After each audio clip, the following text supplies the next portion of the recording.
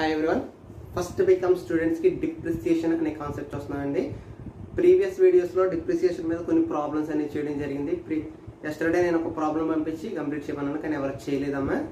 And అందుకే ఈరోజు అదే ప్రాబ్లం ఎక్స్ప్లెయిన్ చేస్తున్నాను. చూడండి, క్లియర్గా చదవండి. ఈ ప్రాబ్లంలో డిఫరెంట్ డేస్లో మిషనరీ అనేది కొనడం జరిగింది విత్ డిఫరెంట్ కాస్ట్స్కి. అండ్ ఈ ప్రాబ్లంలో change in percentage of depreciation ఉంది. అంటే 12% కొన్ని ఇయర్స్ కట్టాలి, 15% కొన్ని ఇయర్స్ కట్టాలి. అండ్ స్థిర వాయిదాల పద్ధతి కొన్ని సంవత్సరాలు క్యాలిక్యులేట్ చేయాలి, తగ్గుచున్న నెలల పద్ధతిలో కొన్ని సంవత్సరాలు క్యాలిక్యులేట్ చేయాలి. అండ్ చివరిలో మళ్ళీ ఒక యంత్రాన్ని అమ్మివేయడం జరిగింది. దాని మీద ప్రాఫిట్ వచ్చిందా, లాస్ వచ్చిందా? చూడమ్మా, డిప్రిసియేషన్లో కష్టమైన టాపిక్స్ అన్నీ కూడా ఈ ఒక్క ప్రాబ్లంలోనే ఉన్నవి. సో జాగ్రత్తగా వినండి. అందుకే నేను కష్టమైన ప్రాబ్లం ఇవ్వాలనేసి పంపించాను. కాకపోతే ఈవెన్ దాన్ని ఎవరు ట్రై కూడా చేయలేదు అనుకుంటా. అని చూడమ్మా ఒకసారి. ఈరోజు మిషనరీ అకౌంట్ చేస్తున్నాం. దేంది? జీవీకే లిమిటెడ్ వారి మిషనరీ అకౌంట్.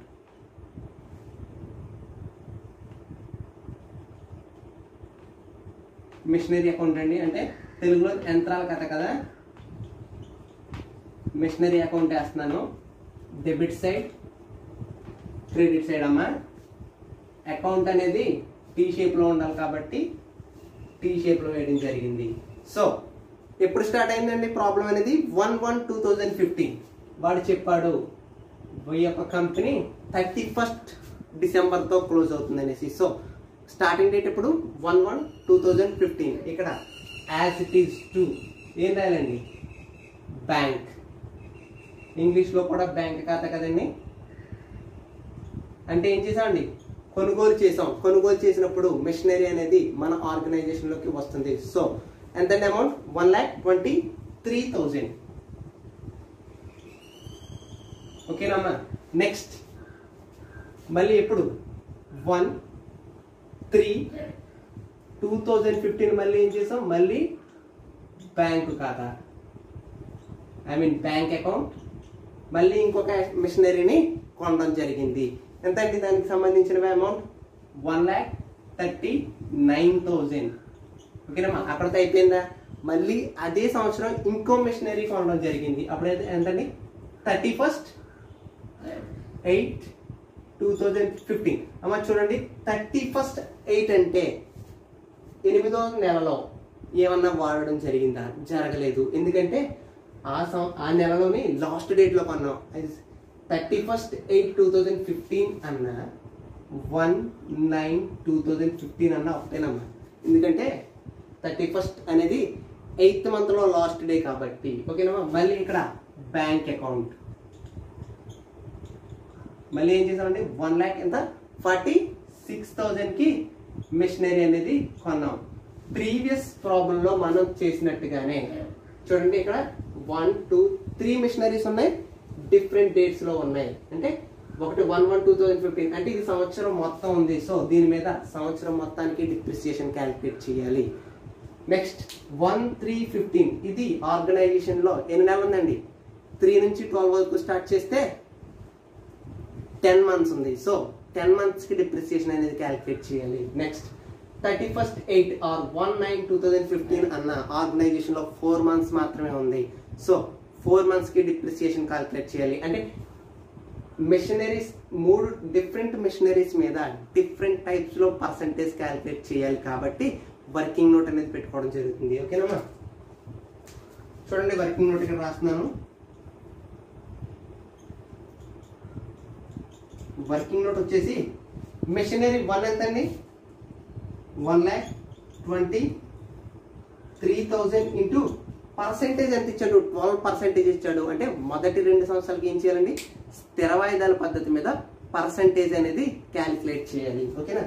స్థిర వాయిదాల పద్ధతి కాబట్టి దీని మీద క్యాలిక్యులేట్ చేయాలమ్మా. 12/100. ఆన్సర్ వచ్చేసి క్యాలిక్యులేట్ చేయండి ఒకసారి. 14,760. ఓకేనమ్మా. నెక్స్ట్ సెకండ్ మిషనరీ మీద అంటే 1,39,000 ఇంటూ 12/100 అంటే పర్సెంటేజ్ అమ్మ. ఇది 12/100 అంటే 12% క్యాలిక్యులేట్ చేస్తున్నాం కాబట్టి 12/100 వేసుకున్నాం. నెక్స్ట్ ఎన్ని నెలలు ఉంది? 10 months ఉంది. ఇది 12 అంటే ఈ 12 అనేది సంవత్సరంలో ఉండే మంత్స్. ఇది ఆర్గనైజేషన్ లో అదే మన సంస్థలో మెషినరీ ఉన్న నెలలో. ఓకేనమ్మా, క్యాలిక్యులేట్ చేస్తే 13,900 అండి. ఒకసారి క్యాలిక్యులేటర్ ఉన్నాయి కదమ్మా, నేను ప్రాబ్లం చేసినప్పుడు క్యాలిక్యులేటర్లో ఎంటర్ చేసుకుంటూ ఉండండి. నెక్స్ట్ థర్డ్ మెషినరీ 1,46,000 ఇంటూ, ఇది కూడా సేమ్ పర్సెంటేజ్ కదండి, 12%. ఇది 12%. ఇక్కడ నెలలు ఎందుకు వేయలేదంటే పూర్తి సంవత్సరం మన ఆర్గనైజేషన్లో ఉంది కాబట్టి ఇక్కడ పనిచేసిన నెలలు బై సంవత్సరానికి ఉండే నెలలు. ఇక్కడ కూడా ఎన్ని నెలలు పని చేసిందండి? 4 months. సో 4/12 వేసుకున్నాను. దీని ఆన్సర్ వచ్చేసి 5,800. సో మొదటి సంవత్సరం యొక్క డిప్రిసియేషన్ ఈ మూడింటిని కలిపితే ఎంత అవుతుందో అదేనండి మొదటి సంవత్సరం యొక్క డిప్రిసియేషన్. సో మొదటి సంవత్సరం యొక్క డిప్రిసియేషన్ ఎంత? 34,500 అండి. దీన్ని ఎక్కడ వేసుకోవాలి? ఆన్ 31st 12/2015 బై తరుగుదల లేదా డిప్రిసియేషన్ అని రాసుకోవాలి. డిప్రిసియేషన్ అని రాసుకుని ఎంత వేయాలండి? 34,500 వేయాలి. 34,500 బ్యాలెన్స్ చేయడం వచ్చు కదమ్మా. సో ఎటువైపు ఎక్కువ బ్యాలెన్స్ ఉంటే దాన్ని తీసుకోవాలి. సో ఇటువైపు అనిపిస్తుంది 4,08,000. ఈ 4,08,000 ఇక్కడ తీసుకొచ్చి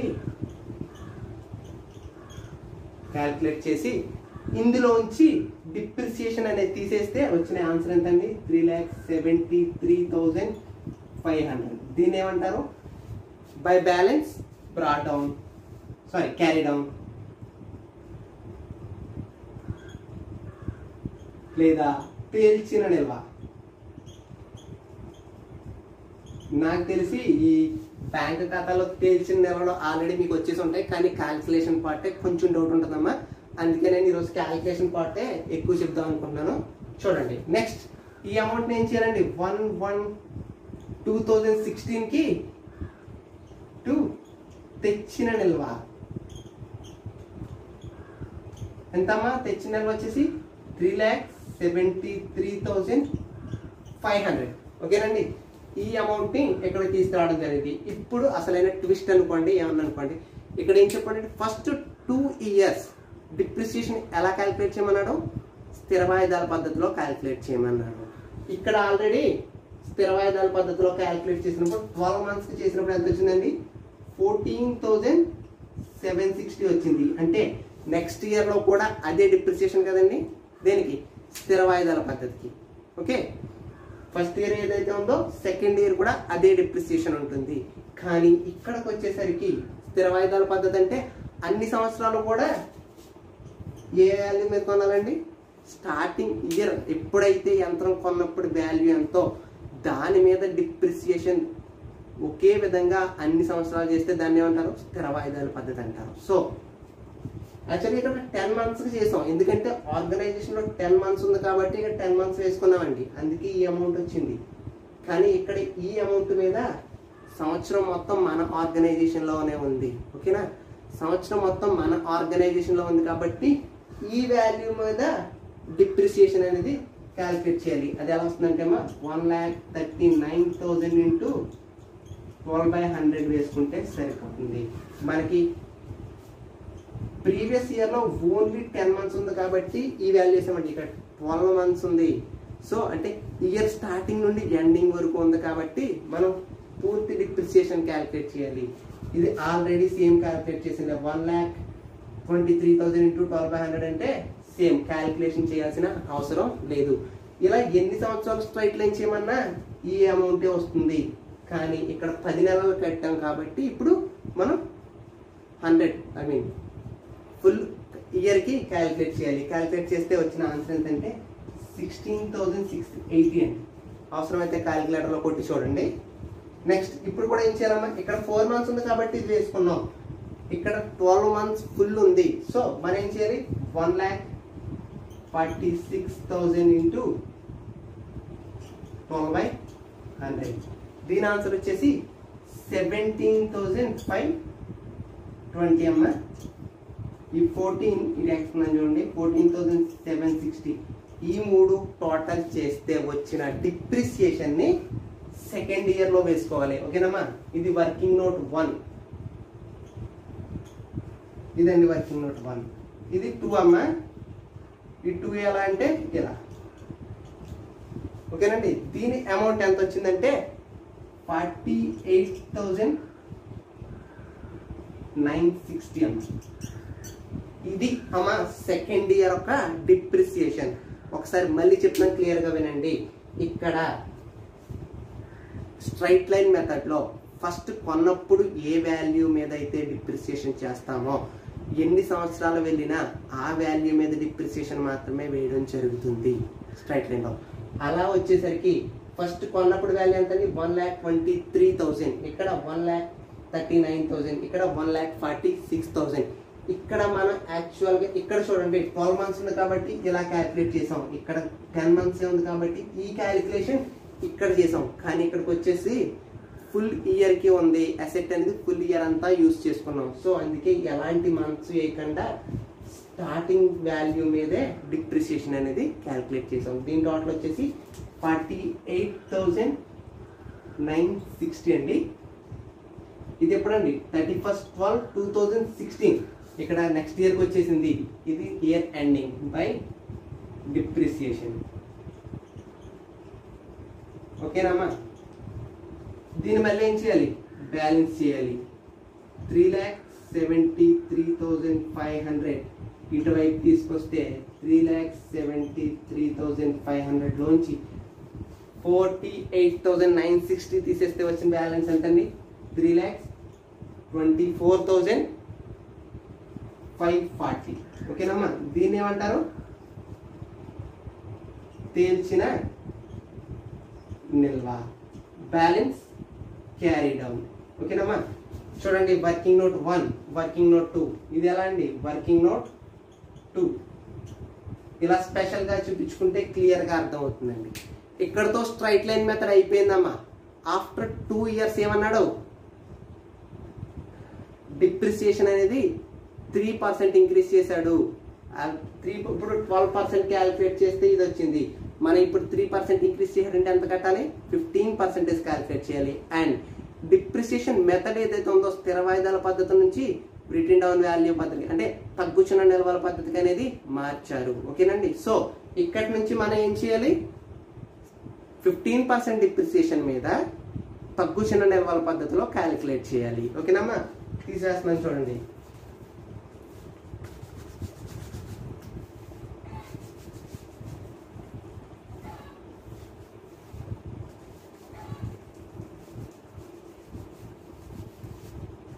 సో ఇప్పుడు 1/1/2017 కి బ్యాలెన్స్ ఎంత తీసుకురావాలండి? చూడమ్మా, 1/1/2017 కి 2 తెచ్చిన నిల్వ, ఇంగ్లీష్ లో broad down, balance broad down ఎంతండి? 3,24,540. ఎందుకంటే ఈ ఇయర్ ఇక్కడ తీసుకొచ్చాం కాబట్టి. నెక్స్ట్, ఈ ఇయర్ లో అమ్మడం కానీ కొనడం కానీ ఏం జరగలేదు. సో ఈ ఇయర్ లో 15% డిప్రిసియేషన్ క్యాలిక్యులేట్ చేయాలి. ఏ పద్ధతి అండి? ఇక్కడ స్థిర వాయిదాల పద్ధతి కండి, తగ్గుచున్న నిల్వల పద్ధతి. అంటే ఈ అమౌంట్ మీద డిప్రిసియేషన్ క్యాలిక్యులేట్ చేస్తే సరిపోతుంది. Depreciation that is equal to 3,24,540 into 15/100 అండి. ఎందుకంటే 15% డిప్రిసియేషన్ కాబట్టి 15/100. సో దీని అమౌంట్ వచ్చేసి 2017 లో 48,681. ఓకేనమ్మా, ఎందుకంటే తగ్గుచున్న నిల్వల పద్ధతి కాబట్టి ఈ క్యాలిక్యులేషన్ వేసాం. ఈ అమౌంట్ మీద 15% కడితే సరిపోతుంది. సో మళ్ళీ దీన్ని తీసుకురండి. 3,24,540 అందులోంచి 48,680 తీసేస్తే ఎంతండి? 2,75,859. ఓకేనమ్మా. దీన్ని ఏమంటాం? తేల్చిన నిల్వ.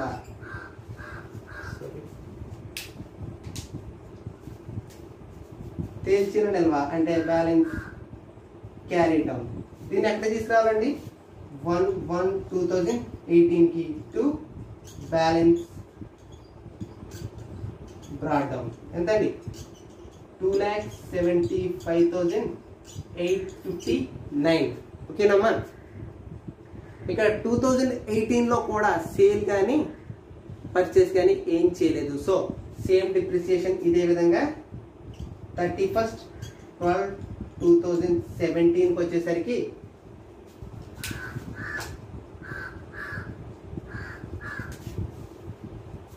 డిప్రిసియేషన్ ఎంతండి? ఎలా క్యాల్కులేట్ చేయాలి? 2,75,859 ఇంటూ పర్సెంటేజ్ ఎంతమ్మా? 15/100. ఈ విధంగా డిప్రిసియేషన్ క్యాల్కులేట్ చేస్తే వచ్చిన వాల్యూ 41,379 అండి. సో మళ్ళీ బ్యాలెన్స్ చేయాలి. 2,75,859 ఇటువైపు దాన్ని తీసుకురావాలి. 2,75,859 ఇటువైపు తీసుకొచ్చి దాంట్లోంచి 41,379 తీసివేస్తే వచ్చింది ఎంతండి? 2,34,480. ఓకేనమ్మా. 2,34,480. దాన్ని ఏమంటాం? Balance brought down, sorry carry down. ఓకేనండి. ఇప్పుడు నెక్స్ట్ దీన్ని ఏం చేయాలి?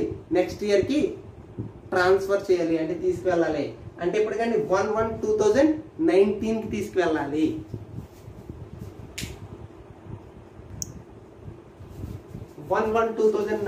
కి ఎంత తీసుకురావాలండి? టు బ్యాలెన్స్ బ్రాట్ డౌన్ ఎంత? 2,34,480 కదమ్మా. ఓకే. ఇప్పుడు ఏం చేయాలి? Depreciation same return down value method లోనే క్యాలిక్యులేట్ చేయాలి.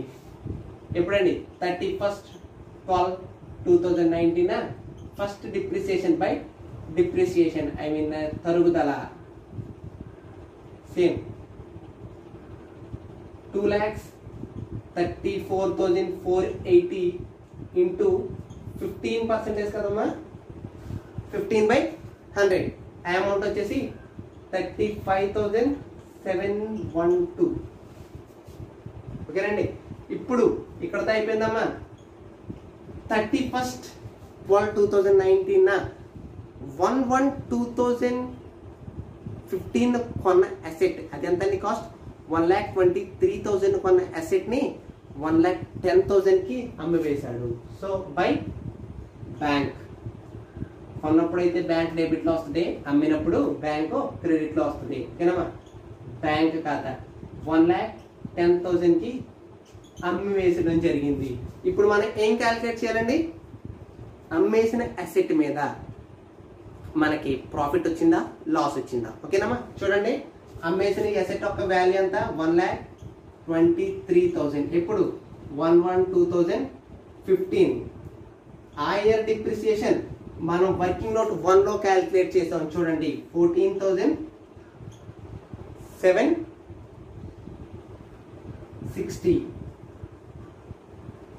తీసివేస్తే 1,08,240 అండి. నెక్స్ట్ మళ్ళీ 2,000. ఇది ఎప్పుడు? 16 ఎండింగ్ లో మనకి ఏంటండి? ఇది స్ట్రైట్ లైన్ మెథడ్ కాబట్టి ఫస్ట్ 2 ఇయర్స్ సేమ్ డిప్రిసియేషన్ వస్తుంది. సేమ్ 14,760 తీసేస్తే ఎంతమ్మా?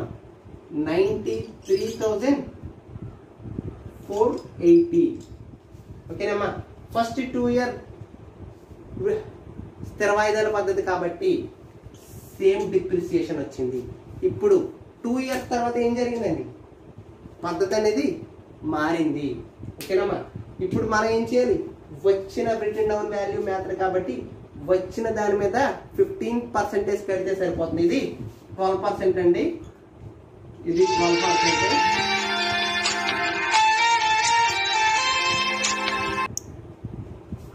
సో దీని మీద అంటే 93,480 మీద 15% కడితే సరిపోతుంది.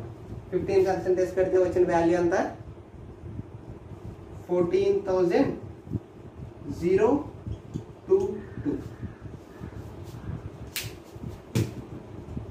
14,000 తీసేస్తే ఎంతండి, 79,458. నెక్స్ట్ ఇది 2017.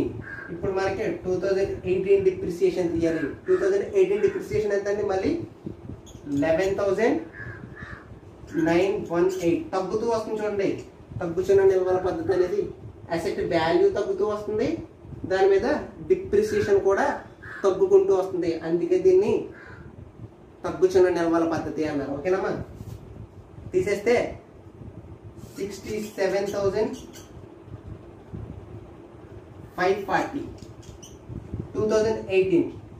ఇప్పుడు మళ్ళీ 2019 డిప్రిసియేషన్ మళ్ళీ సేమ్ అమ్మా, 67,540 ఇంటూ 15%. తీసేస్తే దాని వాల్యూ ఎంత అంటే అమ్మా 10,131 అండి. తీసేస్తే 57,409. ఈ 57,409 అనేది ఏంటండి, అసెట్ వాల్యూ అంటే యంత్రం యొక్క వాల్యూ. ఎప్పుడు 2019 ఎండింగ్ కి ఈ 57,409 ని మనం ఎంతకు సేల్ చేసామండి, 1,10,000 కి సేల్ చేసాం. అంటే 57,049 రూపాయలు ఉన్నదాన్ని 1,10,000కి అమ్మాము. అంటే మనకి ప్రాఫిట్టా లాసా? 52,591 అనేది ప్రాఫిట్ అండి. ఈ ప్రాఫిట్ ని డెబిట్ సైడ్ వేసుకోవాలా, క్రెడిట్ సైడ్ వేసుకోవాలా? ఒకసారి జర్నల్ ఎంట్రీ చూడండి. అండ్ ఇటువైపు వేసుకోవాలమ్మా, డెబిట్ సైడ్ వేసుకోవాలి. To profit on asset or machinery అమ్మా, మిషనరీ సేల్స్, యంత్రం అమ్మకంపై లాభం ఎంతండి, 52,591. ఓకేనండి.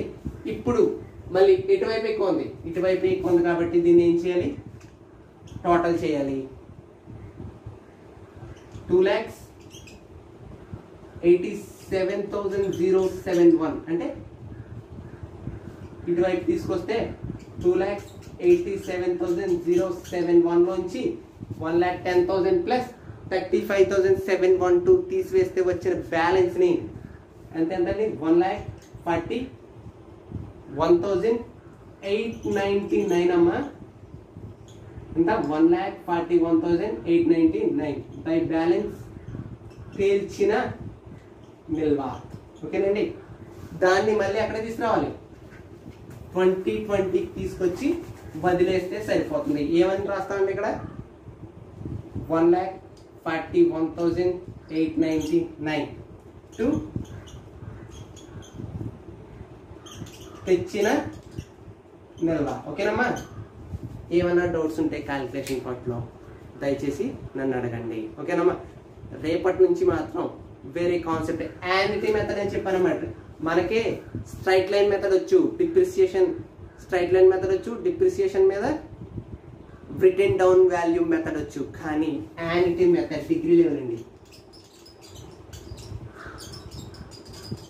యాన్యుటీ మెథడ్ అనేది మీకు ఇంకా స్టార్ట్ చేయలేదు. ఫస్ట్ నేను అనుకున్నది ఏంటంటే మీకు ప్రాబ్లం పంపించి క్లియర్గా చేస్తే, అందరూ చేస్తే వేరే ప్రాబ్లం యాన్యుటీ మెథడ్ స్టార్ట్ చేద్దాం అనుకున్నాను. కానీ మీ నుండి ఎలాంటి రెస్పాన్స్ లేదు. సో నేను ఏం చేయాలో మీరే డిసైడ్ చేసి చెప్పండి. క్లాస్ చెప్పాలా, యానిటీ మెథడ్ స్టార్ట్ చేయాలా, లేకపోతే ఇంకా ఇదే మళ్ళీ ఇంకా ప్రాబ్లమ్స్ పంపించాలా? మీ రెస్పాన్స్ నాకు అవసరం. బాయ్స్ నుంచి అస్సలు రెస్పాన్స్ లేదు. ప్లీజ్ కొంచెం కాంటాక్ట్ చేయండి, ఓకేనమ్మా? ట్రై చేయండి, అర్థమవుతుందో లేదో ట్రై చేస్తే తెలుస్తుంది. క్లాస్ తింటే సరిపోదమ్మా. ప్రాబ్లమ్స్ ట్రై చేసినప్పుడే మీకేం అర్థమైందని మీకు ప్లస్ నాకు తెలుస్తుంది. ఓకేనా? ఓకేనమ్మా.